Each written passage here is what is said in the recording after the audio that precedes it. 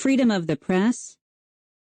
The First Amendment of the U.S. Constitution gives newspapers, magazines, and other publications the right to print whatever they see fit, without interference from the government.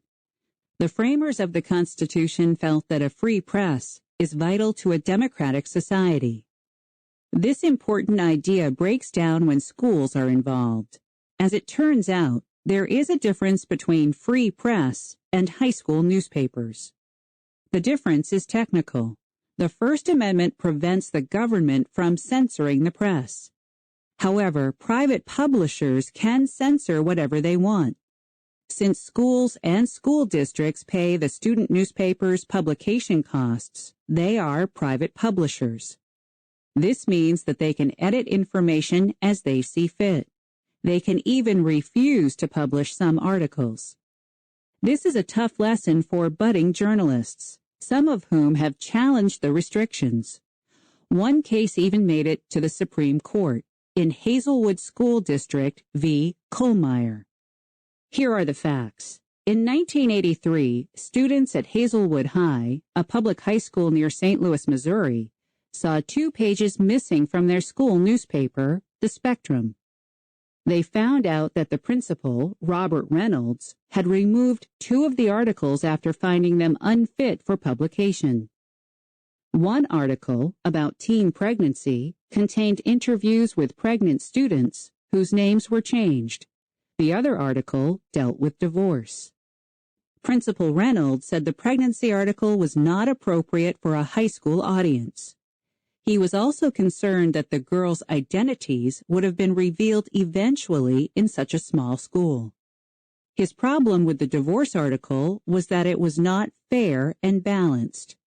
He felt it criticized parents without providing their side of the story. Some students were outraged and sued the school. They argued that the issue was not the content of the articles, but whether or not the school had the right to suppress them. In 1988, the Supreme Court ruled 5-3 in favor of the school. The ruling said that while students do not shed their First Amendment rights at the schoolhouse gate, no school should tolerate activities inconsistent with its basic educational mission. In other words, when student expression is school-sponsored, it can be censored, as long as those doing the censoring have valid educational reasons. The law now varies from state to state. States that disagree with parts of the ruling have their own laws that govern students' freedom of expression. We are now left with these critical questions. Is it fair for some students to have greater freedom of speech in their high school newspapers when others are subjected to censorship? What does this situation say about us as a society and a nation? The framers of the Constitution believed that if governments could censor opinions they did not like, the public would be less educated. Given that schools are places of education, it seems counterproductive to limit students' free speech.